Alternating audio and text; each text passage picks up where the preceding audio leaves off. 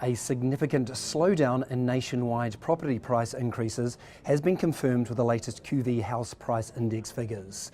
Quarterly growth across the main urban areas has almost completely evaporated, and many areas have seen prices fall over the past 3 months. Joining me now to explain what's going on is QV National spokesperson Andrea Rush. Andrea, for the first time in a while, I can see some minus signs in that column for the quarterly change. That means prices are dropping.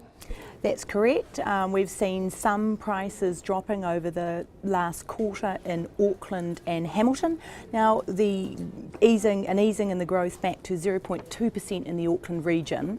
Some parts are still rising, but parts of the North Shore, Waitakere City, Auckland City's southern suburbs, as well as parts of Manukau City have actually dropped. Right. And also almost across the board in Hamilton over the past quarter, we've seen prices drop back. Well, that's right. That's something you can count up. There's at least a dozen areas, and especially in those two main cities, that have actually fallen back in the last 3 months. But of course, year-on-year growth is still pretty healthy.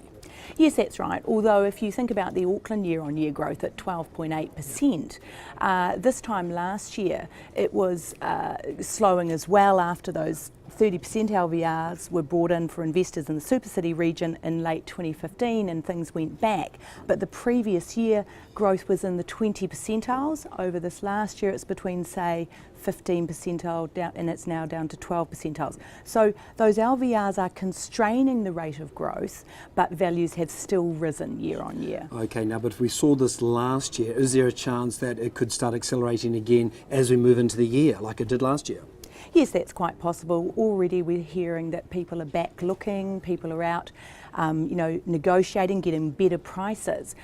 So yes, February and March always busy in the housing market, and we've got those same drivers, record high net migration. We've also got a lack of housing supply in places like Auckland, fewer listings.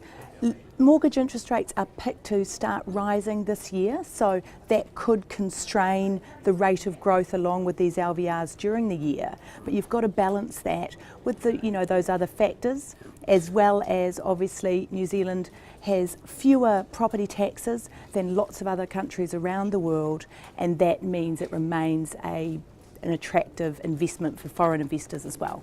Okay, so no cause for panic quite yet in those main centres, and around the country indeed there's been some quite significant increases as well.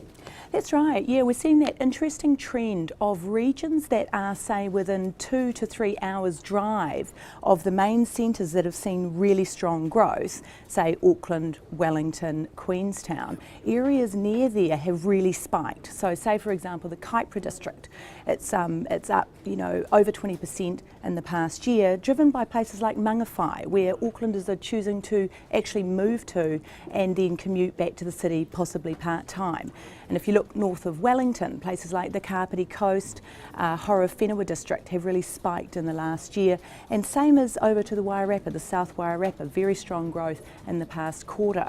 And then if you go to the South Island, we've obviously had very strong growth in Queenstown and Wanaka, and now the Mackenzie district, places like Tekapo and Twizel are seeing really strong growth, up to 27% year on year in those places, as people priced out of the lakefront properties in Wanaka and Queenstown go to Tekapo and Twizel looking for that same type of property. Just move slightly further afield. That's right. All right, well, next month's figures will be fascinating to see whether this trend continues or not. We'll have you back in. Andrea Rush, thank you. Thanks, Tristram.